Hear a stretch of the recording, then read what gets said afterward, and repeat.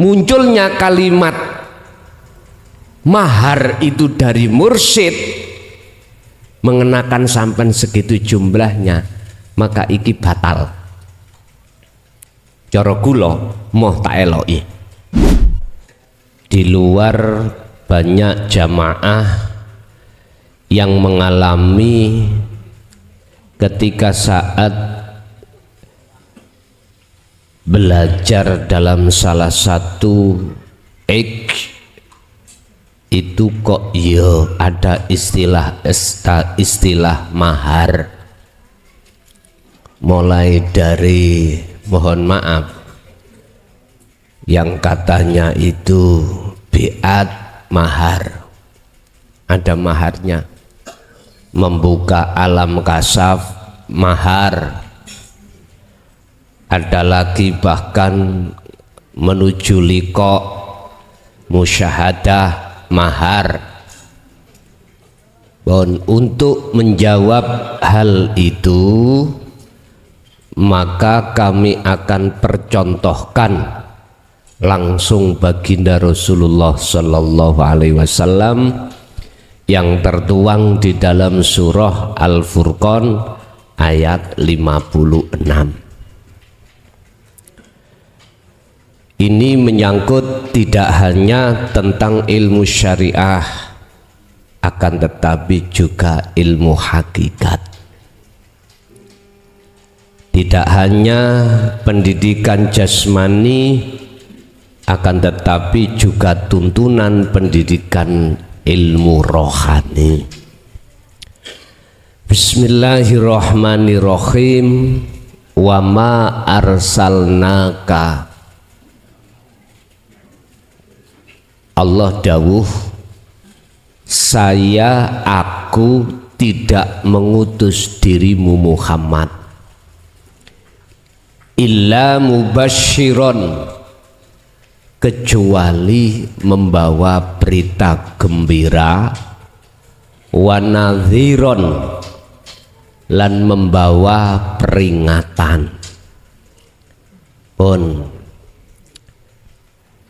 Rasulullah menyampaikan itu hanya untuk memberikan kabar gembira. Kabar gembira buat siapa? Amanu wa amilus solihah. Mereka yang sudah beriman, sejatinya Allah itu di mana?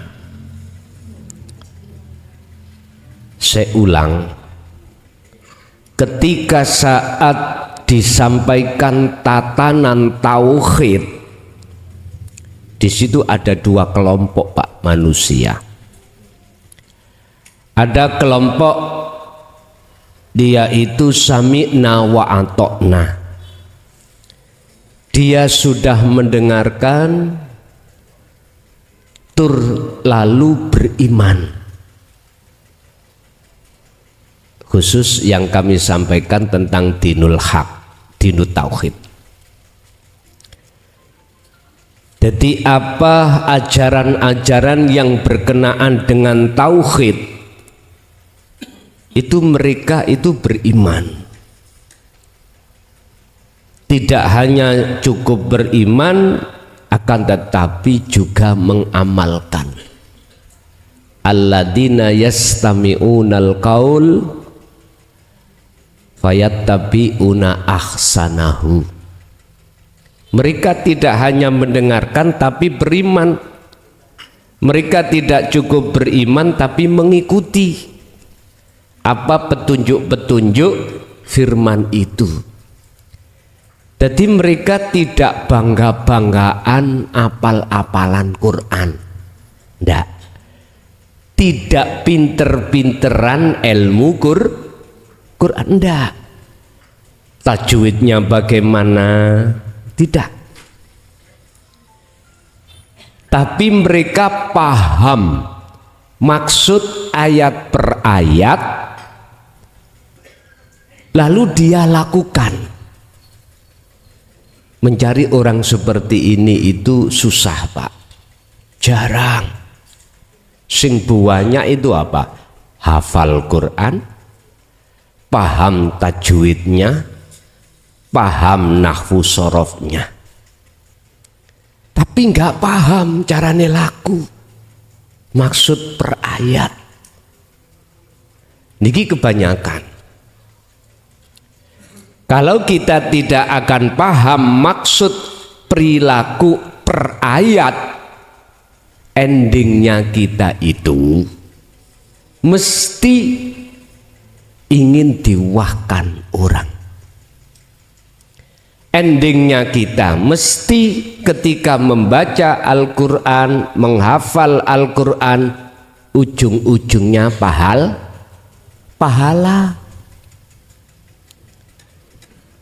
Tapi sedikit sekali mereka-mereka itu yang paham maksud dan mengamalkan itu jarang sekali. Ini yang terpenting. Jadi maksud mubasyiron, memberikan kabar bagi mereka yang mengamalkan maksud dari Al-Quran. Ngaten ini maksud dari wahyu Allah, bukan mengamalkan secara fisik. Kebanyakan kan mengamalkan secara fisik, entah itu dihafal, entah itu dipelajari tajwidnya, entah itu dipelajari nahwu sorofnya. Bukan itu. Mubasyiron di sini menyentuh terhadap ruhaniyah jenengan, lakune ruhaniyah. Bukan hanya cukup secara jasmaniyah, tetapi juga ruhaniyah. Di mana dia dikatakan kabar baik, maksudnya bahagialah bagi mereka yang tidak hanya beriman tapi wa amilus sholihah. Niki perilaku keadaan ruhaniyah. Wa nadhiron, peringatan. Untuk siapa peringatan? Munculnya peringatan itu sebab sebelumnya ada pelanggaran, Pak. Pelanggaran. Kalau tidak ada pelanggaran, gak mungkin ada peringatan. Nanti terakhir boten peringatan malih, adzaban, siksa. Niki pun sejarah pun. Umat sebelum baginda Rasul Muhammad ini sama. Dikasih peringatan dulu, lalu kalau diperingatkan tidak bisa, terakhir adzaban, siksa yang jatuh pada umat sebelum Kanjeng Nabi. Apakah itu juga berlaku terhadap umat baginda Rasulullah Muhammad? Berlaku, tinggal menunggu waktu, dan itu yang tahu cuman Allah.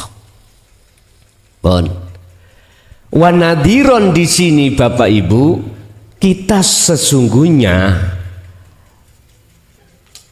sejarah kita itu dolim pada Allah.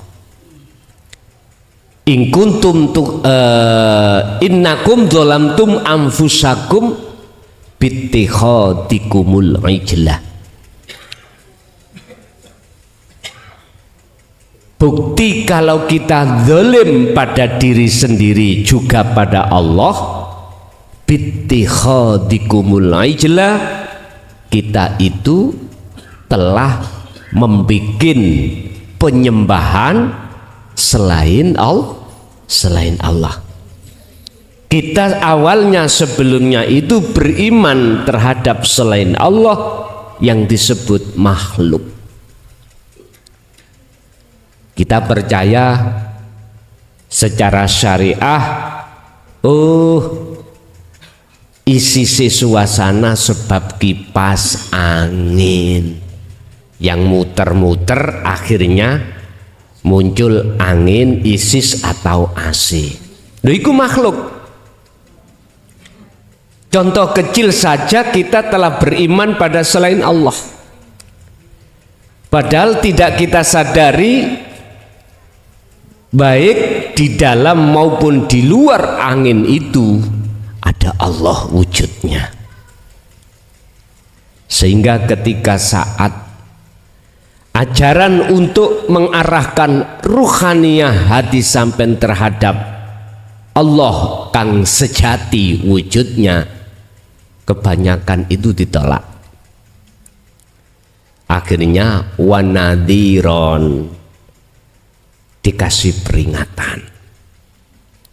Peringatan itu SP, surat peringatan 1, 2, 3.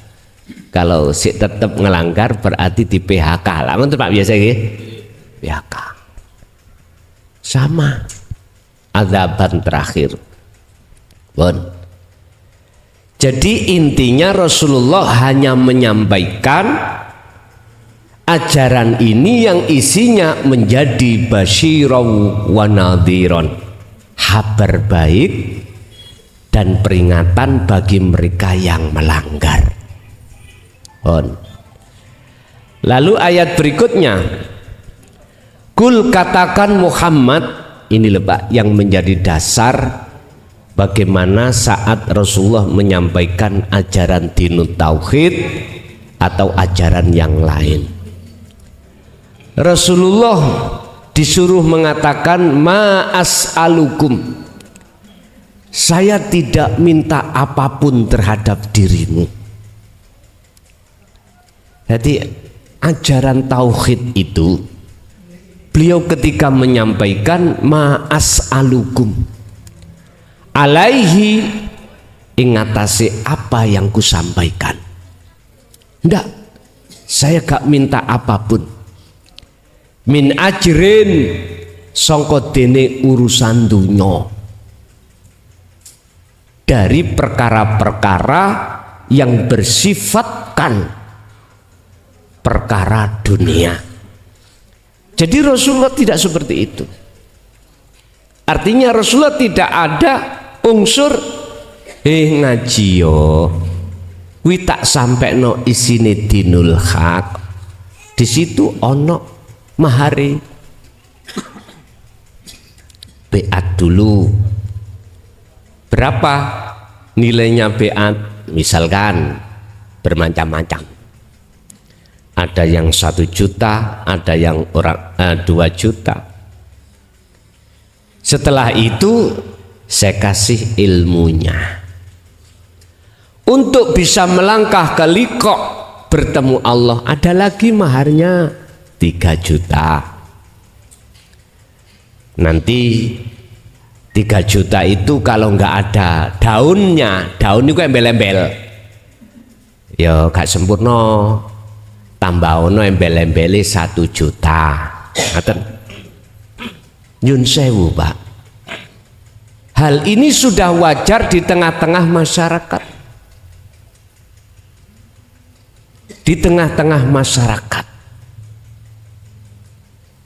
Jikalau jenengan menemukan hal yang seperti ini, yang katanya itu ilmu ini nggak bisa diukur dengan urusan dunia, kok muncul dari si mursyid, mohon maaf loh sekali lagi, munculnya kalimat mahar itu dari mursyid mengenakan sampai segitu jumlahnya, maka iki batal. Cara kula moh tak eloki. Kecuali munculnya dari murid memberikan terhadap beliaunya, mohon maaf, baru di sini nggak melanggar aturan, sebab Rasulullah tidak seperti itu. Jangankan minta, tomak gak boleh. Tahu tomak nggih? Tomak itu si enteng, arep-arep tapi gak minta. Ning ati itu arep-arep. Jenengan tak beat misalkan enggak ibiro ya ning ati kok. Paling tidak ya 1.000 2.000 ngoten. Lah, iki kan tomak. Wong tomak gak boleh, apalagi meminta. La as'alukum alaihi, dikatakan min ajrin, tidak ada perkara-perkara terkait urusan dunia. Jerih payahku iki bayaran, nggak pernah Rasulullah seperti itu. Illa man syaa, kecuali beliau itu mengharapkan ayat takhida ila rabbi sabilan, jenengan iki bisa berjalan di atas jalan Allah, hanya itu. Sebab nyuwun sewu Bapak Ibu, ruhaniyah iku bendino tiap hari. Manusia itu kalau tidak berjalan di atas jalan nafsu, itu ada di jalan Allah. Lebih berbondong-bondong, wa aktsaruhum, lebih banyak hati manusia itu berjalan di atas jalan nafsunya sendiri. Contoh niki, apa perbedaan antara jalan Allah dan jalan nafsu? Sederhana kalau kita ingin tahu. Kalau kita itu dikatakan berjalan di atas jalan nafsu, ketika Anda melakukan apapun, baik ibadah murni atau tidak murni, ningati di dalam hati kita muncul keimanan, muncul pangrasa kalau kita yang melakukan. Siapapun kita, tatkala kita merasa kita yang melakukan, mesti ada tendensi, Pak. Mesti ada tendensi. Contoh kita sholat, apa tendensinya? Pahala. Apa tendensinya kita? Surga. Supaya dijauhkan dari siksa neraka. Karena kita merasa yang melakukan. Ini jelas jalan nafsu di sini. Dan inilah yang dimaksud Allah dalam satu ayat surat Yusuf, innan nafsa la amrotum bisu. Nafsu iku condong menarik jenengan, menyuruh jenengan untuk melalaikan Allah yang berperan itu. Akhirnya jangan heran kalau kita yang merasa yang melakukan. Nyuwun sewu. Kalau berjalan di atas jalan Allah, sebaliknya apapun, baik di dalam ibadah murni atau tidak murni, makhduf atau ghairu makhduf, hati sampean sudah tidak muncul iman atau rasa jenengan atau makhluk lain yang melakukan. Justru yusyahiduna annal fa'ila huwallahu ta'ala. Dalam hati jenengan muncul rasa atau iman, sumber semuanya itu datangnya dari Allah. Yang sebagai isim fa'il, yang sebagai pelaku, itu bukan kita, akan tetapi hidup dalam diri kita. Itulah wujudnya Allah. Pun clear. Orang tidak akan pernah ada tendensi manakala dia tidak merasa dia yang melakukan. Satu, dua. Orang tidak akan pernah tidak ada tendensi manakala orang tersebut masih merasa dirinya yang melakukan. Siapapun kita, Pak, estu alimo koyo opo kita, ilmu apapun, pasti ada tendensi kalau kita merasa kita yang melakukan. Ujung-ujungnya kita akan memunculkan nominal. Itu pasti.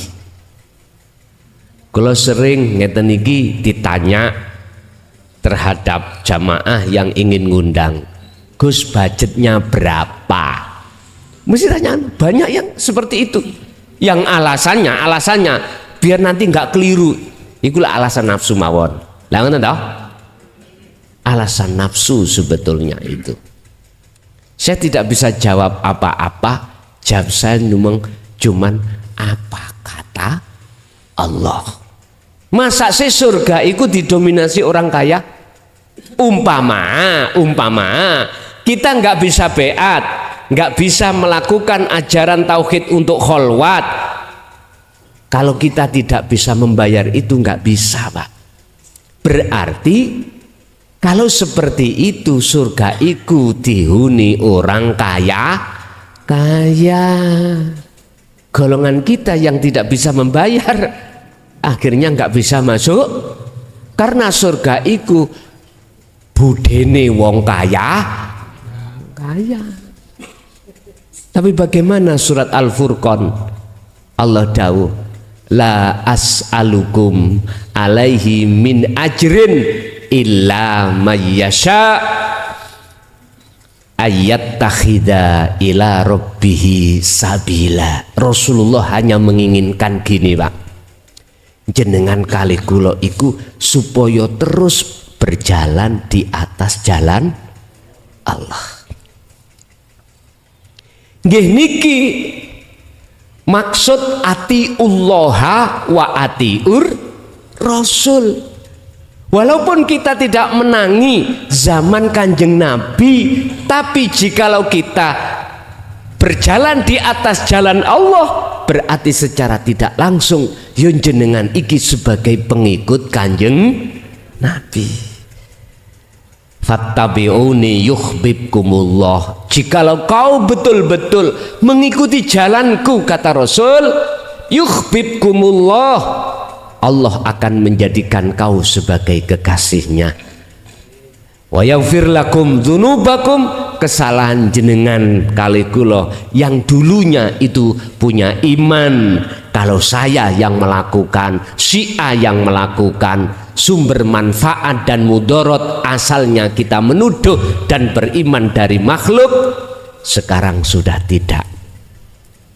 Semuanya datangnya dari Allah Subhanahu wa ta'ala. Kalau kita tarik dari hukum syariat, Pak, mohon maaf saya tidak ada maksud bertentangan loh ya, mboten, tidak menentang isi daripada ajaran syariat, enggak. Kita dalam keadaan haus, lalu kita minum, haus itu hilang.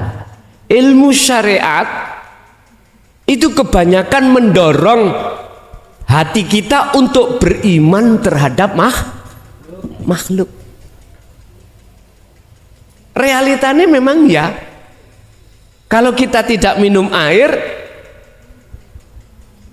haus ini nggak hilang, tapi ketika minum air, hausnya hilang. Akhirnya nafsu itu ngomong sama akal, akal, ikilah wis cocok, hilangnya haus iku sebab air. Kasih tahu roh, kasih tahu supaya beriman. Kalau hilangnya rasa haus itu disebabkan karena wujudnya air. Akhirnya ya,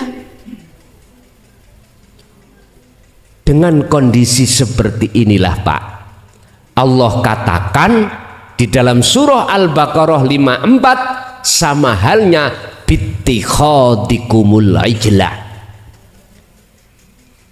kamu telah beriman pada selain Allah, menjadikan anak sapi. Al-ijlah itu anak sapi. Kalau anak sapi dibiarkan menjadi bapak sapi besar langsung toh. Loh, artinya ada iman di dalam hati kita selain Allah, yaitu wujudnya air. Padahal sesungguhnya Allah itu bikulli syai'im muhit, apa? Melimputi atas segala hal apapun termasuk air. Di dalam air itu ada rasa, di dalam rasa ada cahaya, di dalam cahaya ada hidup. Itulah sumbernya. Sehingga mohon maaf, hanya karena Allah itulah Bapak Ibu yang namanya haus itu bisa hilang. Boleh secara syariat jenengan itu mengatakan sebab air karena hukum sebab akibat, tetapi hati jenengan harus beriman hanya pada syuhudul wahdah fil kasroh. Anda harus bisa masuk dalam esa, yang esa itu dalam banyak. Inilah proses ahadiyah menuju ke ahad. Inilah proses di mana selain Allah jenengan nafikan, baru mengisbatkan Allah, menetapkan keesaannya. Inilah cara Rasulullah menyampaikan ajaran dinul haq, berarti tidak ada tendensi apapun. Dari sebuah pertanyaan tadi saya jawab, Rasulullah tidak seperti itu. Jikalau ada seseorang yang menyampaikan tidak seperti apa yang pernah Rasulullah sampaikan dalam Al-Quran, terserah jenengan. Jenengan fattabi'u, monggo silahkan mengikuti, monggo. Tapi tak jamin, walaupun jenengan wis bayar 1 juta, 3 juta, tak jamin nggak akan pernah Anda bisa kewusulan pada Allah. Udah, percaya atau tidak terserah. Lawang Rasulullah sendiri diingatkan Allah, kul, katakan Muhammad, terus pundi Gusti, bagaimana saya mengatakan tentang hal ini? Ma as'alukum ajron, ma as'alukum. Yang namanya Rasulullah tidak meminta apapun, alaihi min ajrin, apa songko dene apa yang beliau sampaikan, apalagi ilmu syariah. Lah ilmu hakikat enggak, apalagi ilmu syariah. Yes, tergantung kita. Tapi Rasulullah itu walaupun tidak ada tomak, tidak minta-minta, walaupun seperti itu, manakala umat memberikan itu, yo tidak ditolak. Sejarah ketika saat Rasulullah itu jagongan, ya tausiah lah, yang ngeten iki momen para sahabat. Ujuk-ujuk ada seorang wanita membawa sekeranjang namanya jeruk, Pak.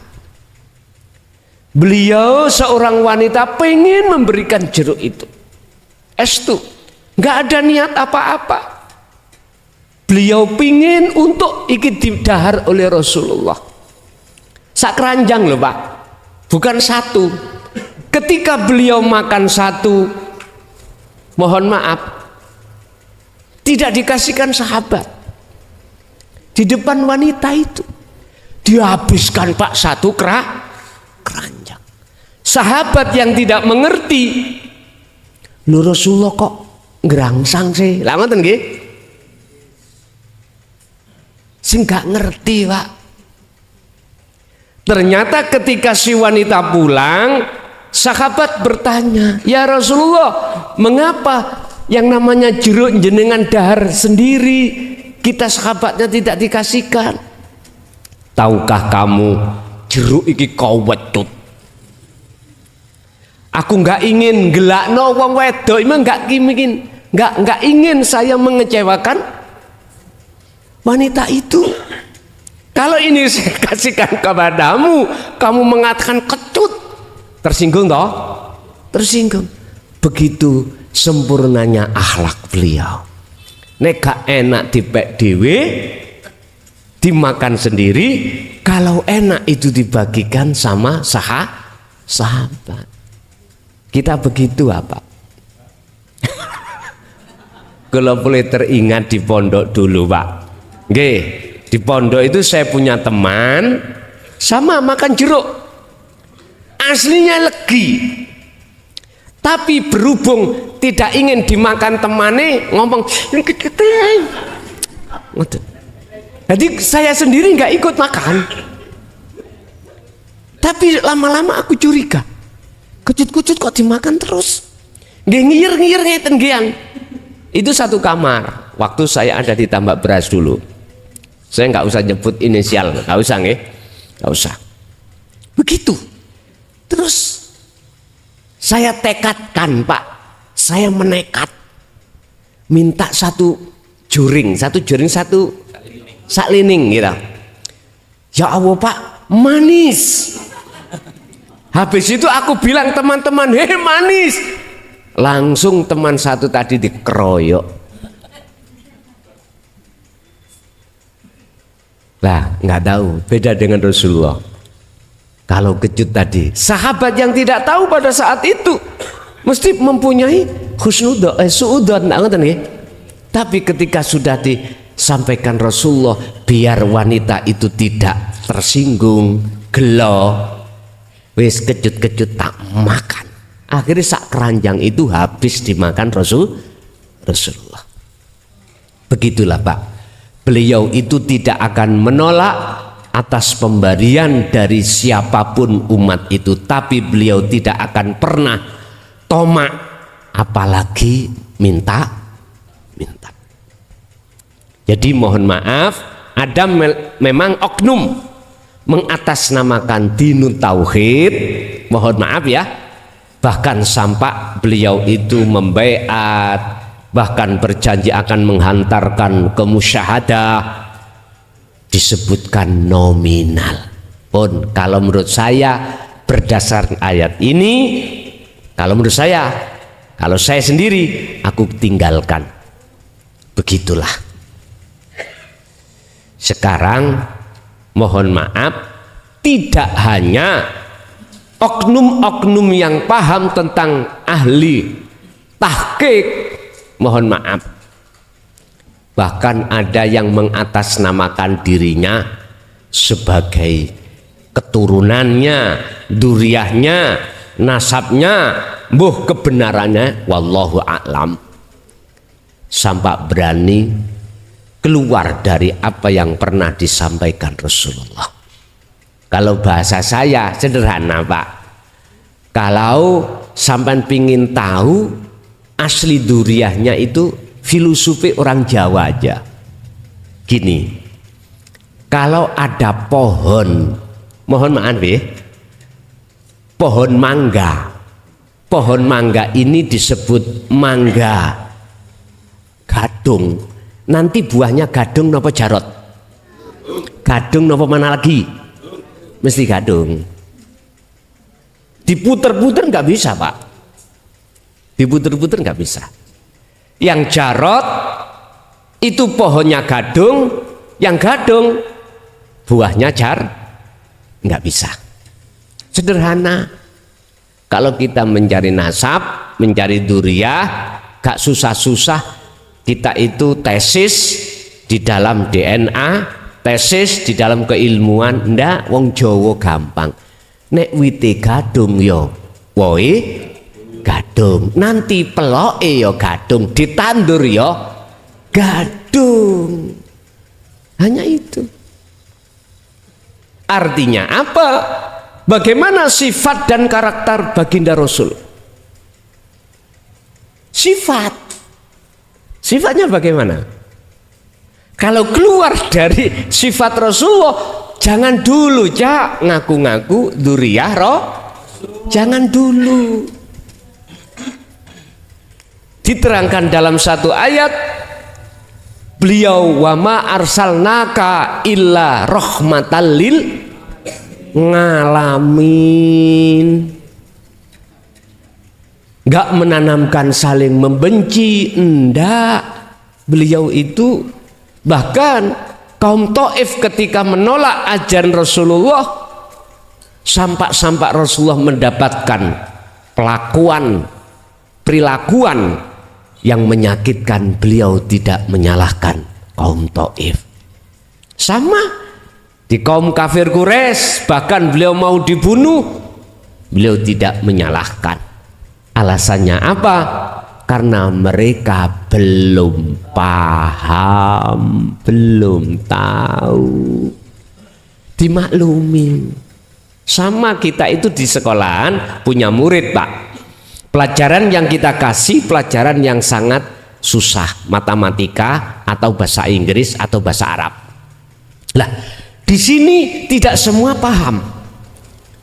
Bagi yang nggak paham, mohon maaf loh, gak suka nek diulang niki. Mboten suka, nggak paham. Bahkan kadang-kadang gurune didungakno mencret. Cek mboten dugi, lah ngoten nggih. Loh, kita waktu sekolah dulu loh, Pak. Apabila bahasa Inggris kita nggak paham, mesti nggak suka, Pak. Tapi bagi mereka yang paham, dia suka. Lah ngoten nggih. Wis gambarane kados ngoten. Gambarannya seperti itulah. Lah sekarang wis gak usah berikrar-ikrar ngaku atau tidak ngaku nasab dzurriyyah Rasul. Sekarang ayo ndandani bagaimana hati ini terlepas iman selain daripada hidup. Allah kang sejati yaitu Ahad, itu aja. Iling-iling umur kita ini tinggal berapa nggak tahu, Pak. Kita nggak tahu bagaimana nasib seseorang ketika saat meninggalkan dunia, ruhaniyah belum kembali kepada Allah, imannya artinya masih ada syirik. Summalatun sorun, kita tidak akan pernah mendapatkan pertolongan dari Allah. Wa anibu ila rabbikum wa aslimu lahu min qabli ayatiyakumul azab summalatun sorun. Ini ya udah, ini saya hanya menyampaikan saja terhadap umat. Urusan umat nanti mau percaya dan tidak apa yang pernah disampaikan baginda Rasul, khususnya tentang pelajaran ruhaniyah dinu tauhid, monggo di sini tidak ada paksaan untuk mengikuti. Saged dipaham Pak gue? Pun inilah karakter cara Rasulullah menyampaikan tentang babakan ajaran beliau, khususnya ajaran tauhid, khususnya ajaran hati, ruh untuk bisa kembali kepada Allah. Di sini tidak ada unsur tendensi apa-apa. Hanya satu, Rasulullah menginginkan supaya ruhaniyah jenengan hati selalu berjalan di atas jalan Allah. Pun di si jalan Allah itu bahasa jalanu thariqah, Pak. Thariqah. Para rasul mulai zaman Nabi Adam sampai Nabi Muhammad nggak ada nama mohon maaf seperti mohon maaf loh Pak ya, thariqah, muktabaroh A sampai Z, belum ada. Beliau cuman jalannya ada dua. Innallaha huwa rabbi wa rabbukum fa'budu hadza siratum mustaqim. Untuk menjadikan sirat jalan yang jejak, beliau nyembah ini posisinya ada dua, ibadah murni dan tidak murni. Ibadah murni sesuai syariat diperintahkan sholat, zakat, poso, haji, baca Quran. Apa yang murni? Beliau bertemu Allah di situ, yaitu thariqahnya beliau. Yang kedua yang tidak murni, makan, minum, kerja, apapun, ini tidak murni. Dan beliau jadikan sebagai jalan untuk bertemu Allah di situ. Sekarang pertanyaannya adalah umat ini bagaimana? Sudahkah menjadikan dua jalan itu bertemu Allah? Tak jawab. Tak jawab dewe, gak usah jenengan jawab. Jawab saya kebanyakan telea. Tidak bisa. Contoh yang termudah, sholat. Mengapa demikian? Ini evaluasi diri. Jawabannya cuma satu. Karena kita tidak mau menerima kebenaran yang tidak bisa dibantah. Apa? Hidup. Zat hidup yang menguasai dalam diri kita. Itu keterangan-keterangan ilmu untuk jenengan diarahkan ke Esa, kita tolak. Itulah alasannya. Hanya itu. Makanya ning Jawa sadurunge ketekan Arab, Pak. Mohon maaf loh ya. Mohon maaf. Walaupun saya bukan orang kelahiran zaman bendu dulu. Wong saya kan ya diceritani si Abah, ceritani Simbah, diceritani Buyut, diceritani udek-udek gantung sewur. Ngene jawabane. Sadurunge ngelmu babakan sarengat yang dibawa orang-orang sing berjenggot. Tahu berjenggot ya? Orang-orang yang fasih maca Arab. Wong Jawa iku lho ya. Wis kenal Allah, wis kenal wujude Allah yang disebut Gusti Allah. Ngomongnya gak Allah, Pak, Allah, Gusti Allah. Lah beliau, mohon maaf, caranya beliau mengenal pelajarannya lewat ngalam. Alam itu Pak, alam. Ayat-ayat yang tercipta. Berhubung ayat-ayat yang tertulis disebut Al-Quranul Qadim, Al-Quranul Karim belum beliau terima, maka beliau diajari Allah lewat alam.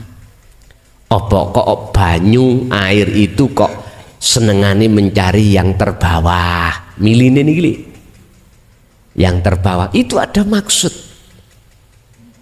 Terus mengapa jeruk ini kok berbuah, kok nemplek kepada witnya pohon, terus pohon ini kok mancap di tanah? Itu pelajaran. Beliau mengurai, Pak, lewat tafakur beliau. Dulu disebut semedi, topo, tafakur. Kalau sekarang berhubung wis kemasukan ilmu Arab loh ya, ilmu Arab. Bahasanya boleh kholwat atau solo atau khususiyah, wis, karena menyesuaikan Arab-Araban. Padahal jenengan iki asine wong Jawa, wong Madura, wong Dayak, orang Bugis. Lah mohon maaf ya, bukan berarti saya anti Arab, mboten. Cuman bahasa, Pak, ini bahasa.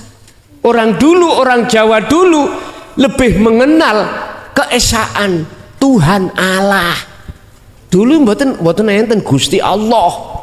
Allah mboten Allah, Gusti Allah. Mboten. Mbok Arabe teko ganti aja Allah. Allah ngono, akhirnya dididik Allah, bahasa Allah kebanyakan jenengan diseret nanggone iman selain yang esa. Guys, inilah fakta sejarah bangsa wong Jawa iku ngoten.